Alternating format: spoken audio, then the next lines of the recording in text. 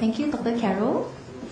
Now let's welcome Dr. McMorran from Department of Japanese Studies to share his experience on learner-centered technology. Dr. McMorran.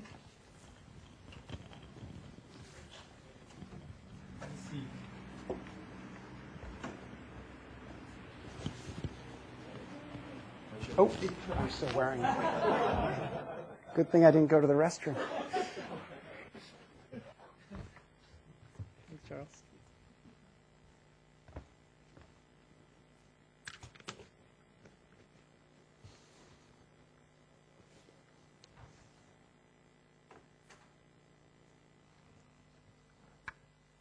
Still on? Check, check, check. Okay. All right. Thank you to the organizers for inviting me today. I at first was wondering why, but maybe if you see the list of things I use, you'll say, oh, of course, he uses a lot of technology. I don't think it's useful for everything, and I'm going to talk about some of the limitations today. But first, I'd like to ask anyone from the audience to tell me, when you think about a teaching philosophy, think about a teaching philosophy, and then think about this picture. What does this image say to you about teaching? What kind of teaching is going on here? Anyone?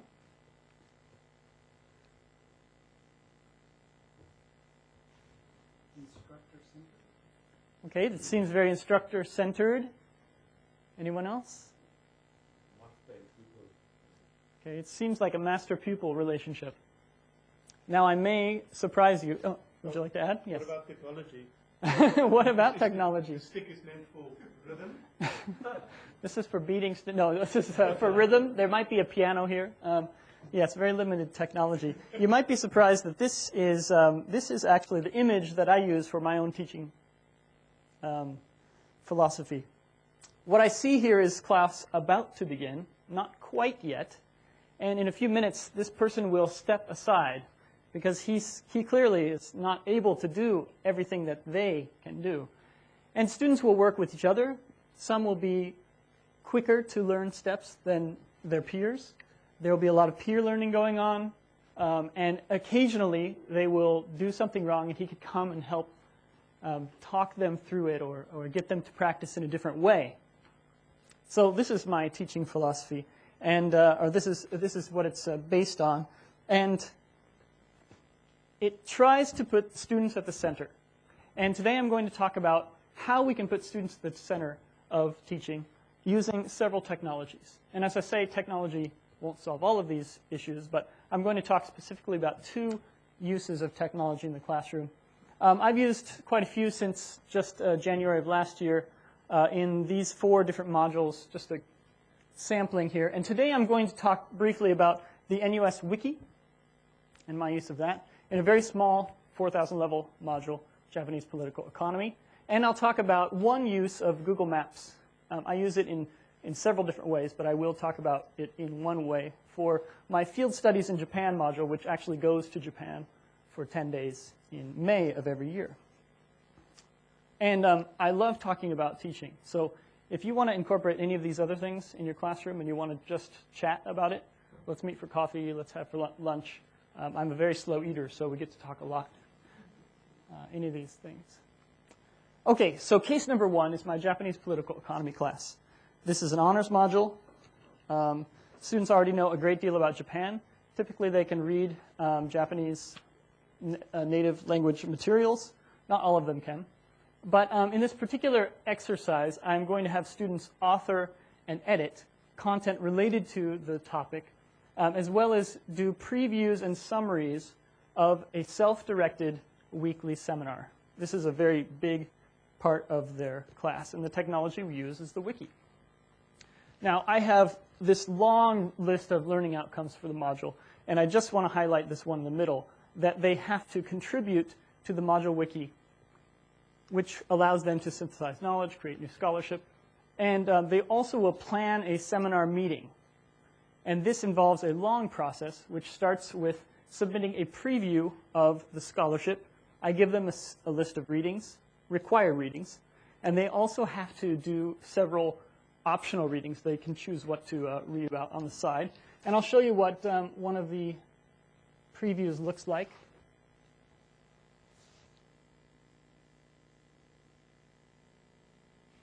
This is the wiki. I don't know if, how many of you are familiar with the NUS Wiki? Have you used it before? Anyone who's used it before? Only a few, handful, maybe 1/3. So this is one student. I should say, okay, so this exercise is in 5 parts, and I've just skipped over it quickly, but they submit a preview of the scholarship that has to arrive on the wiki of 4 or 5 days in advance of class. They then submit a lesson plan to the wiki, which I edit in the wiki, and sometimes they take over the editing. I send them email suggestions. Then they run the class meeting itself, 2 hours out of the 2.5-hour, 2 hours and 40 minutes session. Then they write a meeting summary talking about the key debates, the key issues we talked about, and what was left out, what we didn't get to. And finally, they create 3 wiki pages over the course of the semester, any time is fine, on some of those key debates or themes. So here's what the preview looks like.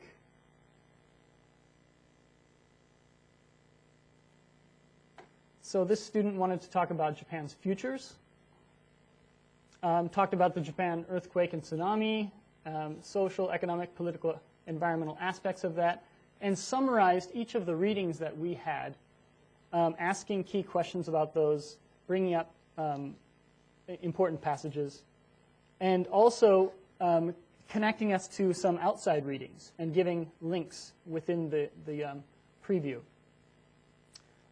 Then the student submits a lesson plan. And the purpose of a lesson plan for me was I don't want to just use the technology to teach about how to use technology. And I, in this past, have had students run part of a class, but they don't really know what they're doing, and they don't really know how to manage the time. And I think these are skills they can use beyond the classroom. Whatever job they go to after they leave NUS, they will be, organizing time or running meetings or working with others. They will have to have some sense of how to get things done. And so we talk about learning objectives, and then I have them establish what those will be, and then they talk about what they will be doing during each segment of time and what those specific learning outcomes will be in that time period.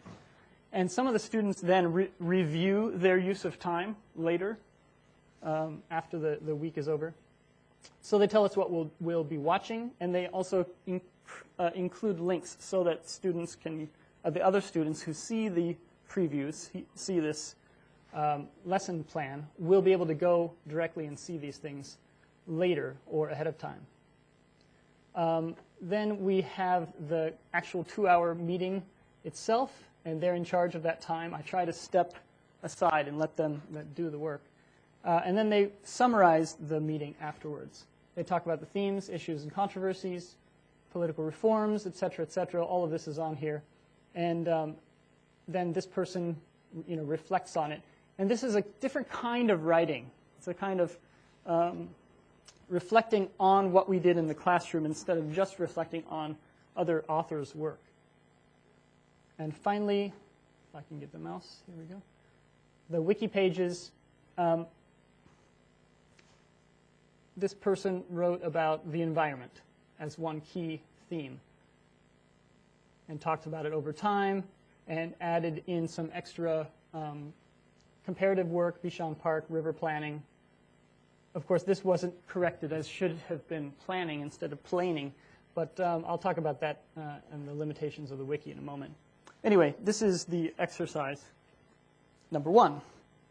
In another module, when I take students to Japan, we, similar to Charles, we start with some time on the NUS campus. 10 days is the time in Japan, 7 days on campus here ahead of time. And the module aims to explore sustainability in contemporary Japan, particularly through this convergence of tourism and the construction state, political economy. The exercise in particular that I'm going to talk about here is mapping. HTB is Haus den Bos. It's a Dutch theme park located in Nagasaki. We're going to map its ecological efforts that are incredibly, as it may, I mean, I'll explain in a second, but they're completely missing from the normal tourist map. And maybe that makes some sense. But anyway, I use Google Maps for this. This is the place. Looks like the Netherlands. It's a fully built, large theme park, residential theme park that you can live in, located in Nagasaki Prefecture in Japan. There are large windmills there. There are hotels. There are some activities to do, but not many. One of the things we do, step one, is to go on an environmental facilities tour. So this place was built to last 1,000 years. I'm just going to pass these out. I've made 20, so if you can share with a neighbor and maybe help me pass some, let them spread through. This is the exercise.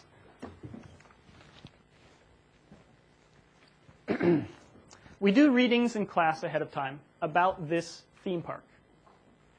Why it was made, how it was made, the money that went into it, how it has failed and gone bankrupt, how it is now under new ownership. And then when we go, the first thing we do is go on a tour of the underground facilities here, as well as the wastewater treatment facilities. We see the power generation plant. This is the guide explaining why all the cables are buried underground and how that helps in case of a natural disaster. It's very informative, I think. And then I set them to work. So this is a theme park that stresses its environmental sustainability, but only to those who ask. So when normal tourists come in, they don't go in order to see an eco-friendly theme park. They go to see a Dutch theme park. They go to experience Europe in Japan. And I know about this because I've been there so many times, and I kind of learned about it through all of these academic readings. And so I wanted to see what would it be like if the theme park had a map that showed visitors with an eco kind of consciousness what kinds of things they were making, what were they doing on site that was actually sustainable. You know, if you could go around with a map and say, oh, this is something I wouldn't have noticed before. So I put these students into groups. I cut up the regular tourist map into zones and said, you guys are in charge of this zone, you're in charge of this zone. And as you can see, I said, take 15 to 20 images, photographs with your camera, and then we'll come back together and we'll map them and put them online and insert them into a Google map that we could, if we wanted to, share with anyone and share with the company itself. So we first take the photographs, and then the next day we meet in a computer lab in a local university. This is a big logistical issue, but I just want to explain what we do. And everyone uploads their photographs, chooses which ones they want to highlight, puts them into the Google map, and this is what it looks like in the end. You can see I've created a little overview of it. These are all different locations and what's eco-friendly about them. And all of these little dots represent one group. Here's another group, another group, another group, 4 different groups. And this is one example talking about using bricks instead of concrete, allows water to go into the soil more easily, helps with the overall water system. And I can show you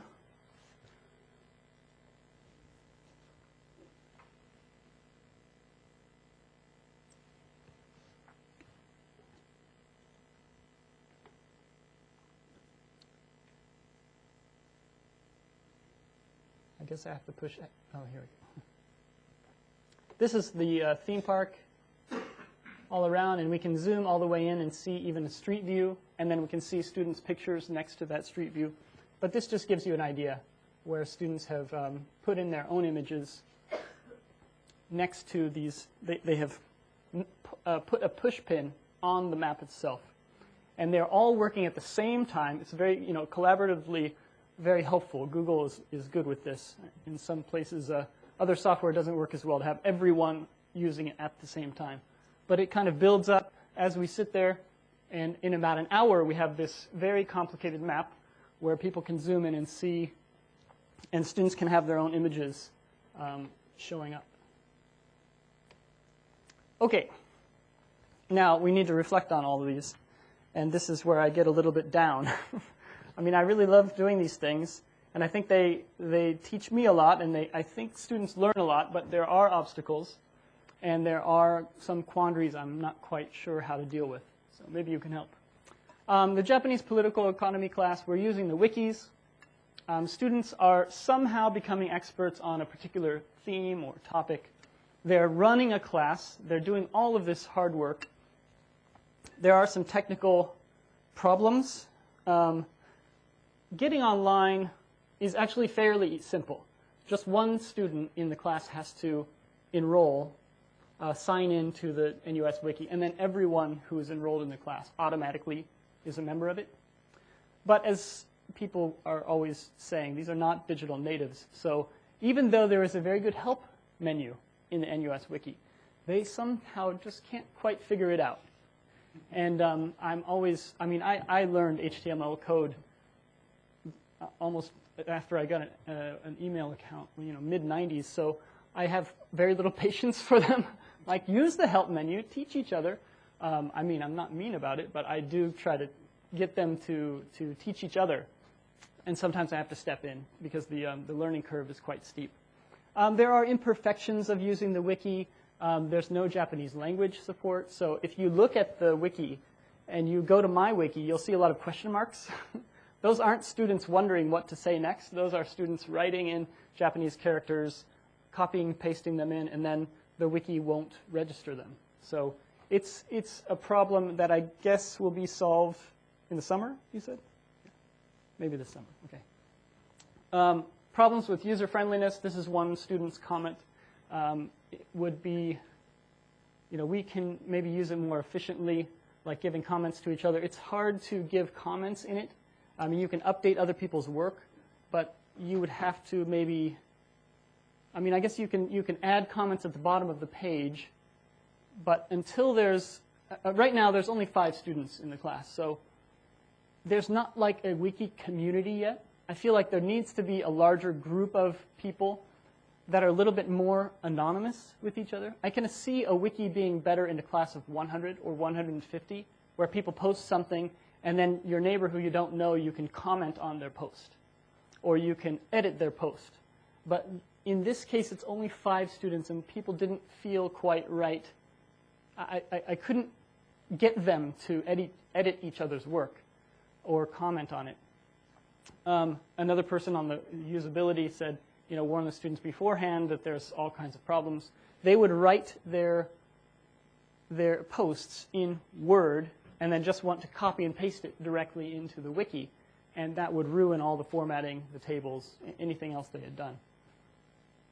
I had told them, but anyway.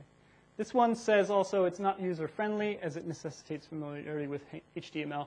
This person thought you needed to know some HTML. He struggled quite a bit. It ends up looking like a Frankenstein between a word processor and a user-intuitive GUI. Maybe he needs to talk with someone at CIT. I found it very useful and quite user-friendly, but the students did struggle, especially with making tables and adding links, and I would have to show them. I expected them to be better at this, and I'm wondering if this year, when I run the class again, and they're now able to comment on other people's work, past people's work, and there's also one of my colleagues had a lot of the majors do another wiki for another purpose, and I hope I get some of those students who now have some wiki knowledge and can bring it in and raise the bar a bit.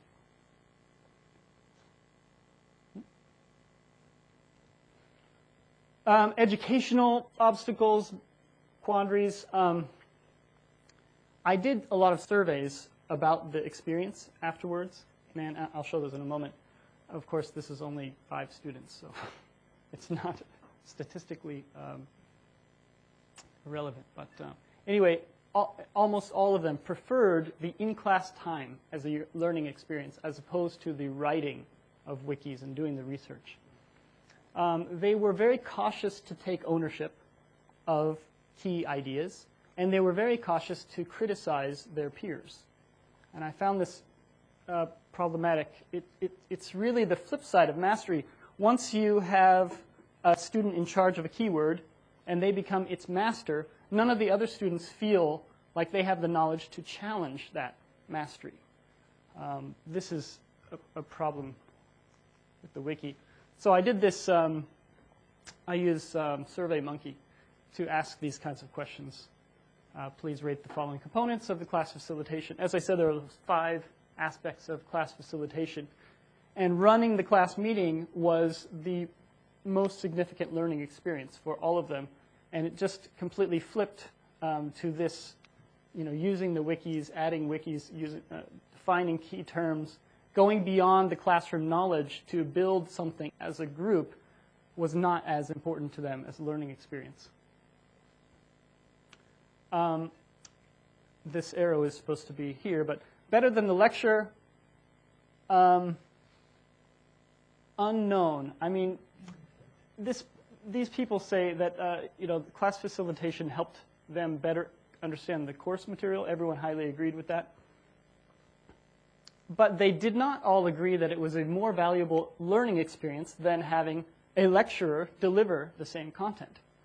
I mean, this really surprised me and disappointed me a little bit, but that's how they feel. And one person said it this way: I think the lecturer is far more able to identify, correct, and make up for the blind spots or holes in my work. So again, we have this idea where I want them to become masters of a term, but they still don't feel they can take complete ownership of something and be trusted as the expert on something. The field studies, again, letting go, trying to give them something. There's a lot of technical issues, a lot of technical barriers with using this. The hardware and software issues. We're on a field study, so everyone brought a camera. Not an issue. They could have phones, they could have tablets. They need to have a cable or an SD card reader to transfer those photos into into the computer. And we could have done this after the fact, after we got back to Singapore. It would have been easier. We did it on the ground there, and we didn't know what kind of PCs we would be working with. So there were these technical issues. We also need, in order to embed a photo into Google Maps, you need a URL for the photo. So you have to upload the photo into something like Picasa or Flickr, or there's all numbers of these photo sharing websites. It would not work for Facebook when I first tried it last year, and I tried it last week, and it does work. So I don't know if there's something that's changed with Facebook, but that's a problem. You also need to have internet. And in order to read the map later, you have to have access to the internet. There are ethical issues, ethical obstacles. These photos and the map, should it be public or private? If the students are taking photographs and they're putting them on Facebook, Facebook owns those photographs. I mean, I think we all know that. And I don't like to think about this, but we all know that when you die, you don't pass down your Facebook. It's not part of your inheritance. Your Facebook account doesn't become part of your inheritance to your children or to your brother or anything. It's also owned by Facebook. The other companies work the same way. So I'm not really sure how I feel about having students put all this great work into something that doesn't belong to them anymore. I mean, they can have passive ownership of it, I guess, and tell people about it. Also, the map, I encouraged them in this to also be critical if they wanted to be. And one of the groups was very critical. And so my original intention of sharing the map with the owners of the theme park, I decided I couldn't do that because they were, well, highly critical. And because it's collaborative, I don't want to be the person to say, you can't say that. I mean, I want them to, and they were using the literature to inform their criticisms of the theme park. So they're doing some really great critical thinking. And I don't want to quash any of that, so I decided to not share the map with the theme park. I don't know if that was a good idea or not, but that's what I decided to do. There are unpredictable results. So this kind of, this person really challenging and saying, this is It's the flora in this place is cultivated, not natural. It requires manpower and resources to maintain. It's unsightly. This is the kind of idea that I don't really want to share this with the owners.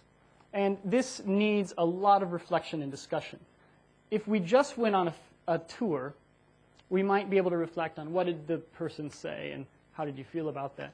But we've added in another element of this where they've now created their own knowledge, and we have to unpack what they've created to not only talk about the original tour we went on and how it compares, but whether or not their impressions of what they saw is accurate. It's like this doubling or tripling of the reflection. The students did say, it allowed us to become participants rather than mere observers of the world around them, which I all like. So we went on that tour, and only 18% thought it was really interesting. I learned a lot. Most people were down here to say, it was okay, I learned something. And then the mapping exercise itself scored much higher. However, don't look too closely, but we want them to be collaborative, but actually they're saying that the lectures are the thing they learn the most from, which is, again, I'm happy that they learn from me, but I'm also disappointed because I want them to learn from each other more and learn from what they're doing. So this is, again, the question is this really better than a lecture? All of this effort of me to be the man standing there and say, okay, now you guys take over, fill the room with your movement and your ideas. And in these surveys, they keep saying, yeah, but I learned more from you. So I don't know what to do with that. What I do like about this is I also make them, in the pre-departure, they also are in charge of group work and presenting on a particular place before they go. So they get a lot of knowledge about a particular site. And they do say they learn a lot from their student peers, almost as much as from me. I think some of this is quite frankly, BS. It's just them knowing I'm going to read it, and so they want to say what they think I want to hear. And I wish I could tell them, I don't want to hear that you like my lectures. I want to hear the truth. So I'm not sure if this is true or not, but it's a survey. What are you going to do? So my parting thoughts, I always have to remember my aims and adjust accordingly. I have to also, even though I read these and it might tell me, okay, you shouldn't do this anymore. You should just lecture all the time. I also have to be brave enough to let go and keep thinking of ways of letting them take over, trying something new. I hadn't done any of these technologies before I came to NUS, and now I'm just kind of doing them all the time. I always want to follow up on my efforts, discussion during class, asking them what they liked, what they didn't like, anonymous feedback in IVLA. I encourage that frequently. Free online survey tools, SurveyMonkey, etc. I do this after the fact. With the political economy and the use of the wiki, there are explicit questions about using the wiki and how user-friendly it was. With the other, it's later on. And then I have to also realize when a technology fails to meet my aims. And I'm just realizing that. I'm planning for these modules for next week and thinking about how I can tweak the IVLE or tweak the wiki so that it continues to do what I want it to do, and so that the students are encouraged to use it in new ways. Okay, thank you for your attention.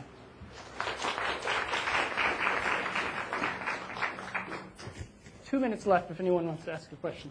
I know we were running late. With your question there, I guess the reason why the students tell you that it's 91% they learn so much from you is because your two other questions actually are sort of condescending towards you.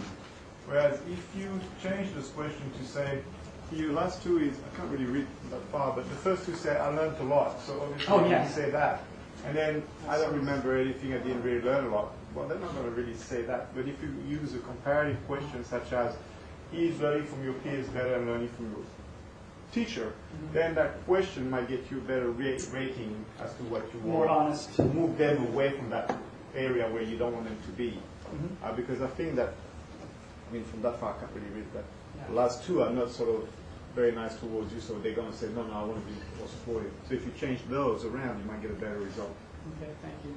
Yeah, I get some answers for these later on down. It's a long survey because we do a lot when we're in Japan. But I suppose you're right that these are not really, they don't really allow anything but positive, more personal feedback. Question? Just a quick question. How do you use GarageBand in teaching? Oh, I make them listen to some podcasts ahead of time, and I was unable to download the podcast, so I was recording from NPR, National Public Radio of New York, directly into the GarageBand, and then editing those audio files, and then using that as it's my minor attempt at a flip classroom, where it's another reading, but it's a listening instead. Yeah. Yes. Just observation again on that. I mean, I think there's also a perception problem about what you're asking. Because I got the same kind of thing that, you know, the online lectures, the in class, and I think, you know, you ask them, you know, what did you learn most from, and they say the online lectures. I'm trying to move away from content. I want to get the content, and I think it's because they don't realise that they see the learning as purely getting the knowledge, and I think it's that perception. So when we do these surveys, what we're of course learning about is not what they're learning most from. We're actually what we're learning. What we're learning is what their perception is of what learning consists of. Yes. Okay. To a degree. So how can you ask it in different ways that you're accessing this? I think you've got to. For me, I think I've got to explain it better about what I mean, rather than leaving it entirely up to their interpretation. But then, does it? Well, no, that's the problem. You're going to force them into. Yeah, then it's like answer the way I want you to answer. But I don't find NUS students are shy to give you negative ratings. So, you know, if I did say. Something. Just a comment. I've used both the Wiki and the Google sites. You know, Google site can do everything you can do on the Wiki, and I think it'd be a little bit easier. Really, particularly with the Wiki, I'm not sure which version you're using. It works best on Firefox. If you use any other browser, the formatting just go haywire. Okay.